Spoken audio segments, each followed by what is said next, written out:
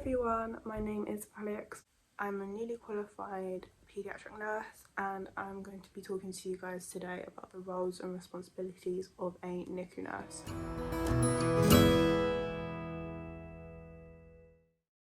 So I am currently working as a neonatal nurse. I graduated from studying paediatric nursing last year and then decided straight after qualifying that I wanted to go straight into working in the NICU.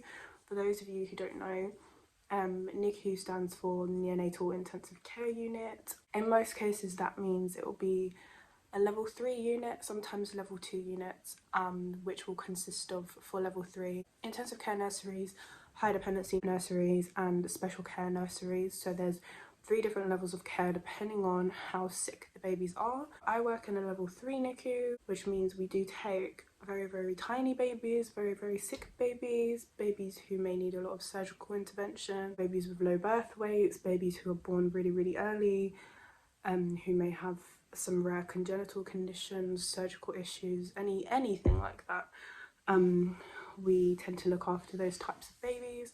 But now obviously as I'm newly qualified, I only work in level 2 and level 1, so high dependency and special care, which we call SCBU, special care baby unit. We kind of like are able to follow our babies along their journey of kind of getting older, getting bigger, and hopefully getting better and on their way home to be with their parents and their families. So yeah, today I'm going to talk about roles and responsibilities. I'm going to try and condense it as much as possible because there are a lot of different roles and responsibilities we have depending on the types of babies we're looking after, or just depending on what day it is and what kind of situations we have to face on different days. But the first one will probably be creating plans of care and carrying out assessments. So every shift we have to fill out care plans because depending on, you know, every ward round every day, plans may change. The type of, like, the way we're feeding the baby might change. They might increase the amount of feed we're giving, they might change the milk we're giving, they might change medications, or just the way that we're having to nurse our babies. And carrying out assessments, so this could just be, you know, your simple assessment with your hourly obs, assessing obviously your basics like saturation, heart rate, work of breathing, respiratory rate, things like that. Assessing your IV lines. A lot of our tiny babies tend to have long lines, which are kind of like the equivalent of a PICC line if you're working in paediatrics, which is a more of a long-term access for medications and things like TPN, which I won't go into, that's for another video. Assessing your lines, even just your normal peripheral cannulas, making sure that the skin is not, you know, red, inflamed, that there's no signs of extravasation, things like that. Your daily observations is kind of the bread and butter of nursing wherever you are. So that's a really important role and responsibility that we have. And obviously if we have any concerns, our responsibility is to escalate them to the nurses in charge or to the doctors, things like that. We also have other daily kind of basic tasks that we have in the NICU. So cleaning the bed spaces, obviously infection control is important everywhere, but particularly important with our babies. You know, they're very vulnerable, very prone to infection, so it's really important that we clean our bed spaces, clean all the equipment, clean our incubators or cots. And we have other kind of basic cares like nappy changing, mouth care, bathing sometimes. With our tiny baby, it could just be like a little wipe down or bed bath, or it could be a proper full-on bath, but a lot of the time we do encourage the parents to get really involved in the cares because it's a good way for them to practice and to bond with their baby. And then we also have MDT, or multidisciplinary team collaboration. So in the NICU, as you do everywhere, there's a lot of collaboration with different health professions, but I think it's particularly prevalent in the NICU. We have to work a lot with the doctors, with the physiotherapists, occupational therapists, speech and language therapists, the dietitians, because there's so much input that is needed, particularly for our really sick and premature babies. There's a lot of input that needs to be put in with their positioning to make sure that, you know, their head shape is, and their heads doesn't go flat, and that we're positioning them in different ways so that their head shape is equal. With our premature babies, we try in the incubators to emulate being in the womb, making sure it's nice and warm, making sure they feel kind of like enclosed, So we tend to make like nests for them so they feel enclosed like they would in the womb. Speech and language help us with, you know, with feeding, with starting feeding for babies who may have been obviously just been on TPN for a while, total parenteral nutrition, or been on NG, nasogastric feeding, for a while, and they haven't had much practice with sucking, and they might be slowly getting old enough to be able to start bottle feeding or breastfeeding. So they help us with input with you know, the right teats to use for bottles or for breastfeeding support, with dummies and things like that, to help support our babies with their kind of like oral development. Which leads me on to infant feeding. So a lot of our input with feeding comes from the medical team, the dietitians, and speech and language, trying to figure out, based on like nutritional requirements, if a baby needs to be on a specific formula, or if they need just extra supplements with their feeding.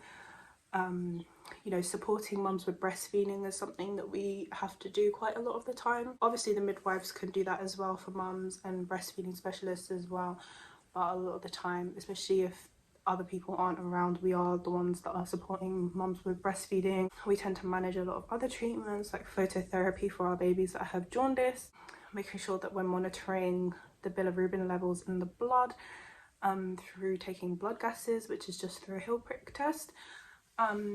Making sure, you know, that our babies are getting treated for jaundice, because if jaundice is not treated, it actually can become quite dangerous in some rare cases. And other nursing responsibilities that we do have is obviously medications, so carrying out our medication rounds, checking that prescriptions are correct, because they're not always correct, or maybe if they change the weight that we're using to calculate the doses of these babies when they start to gain weight, making sure that the doses are changed accordingly.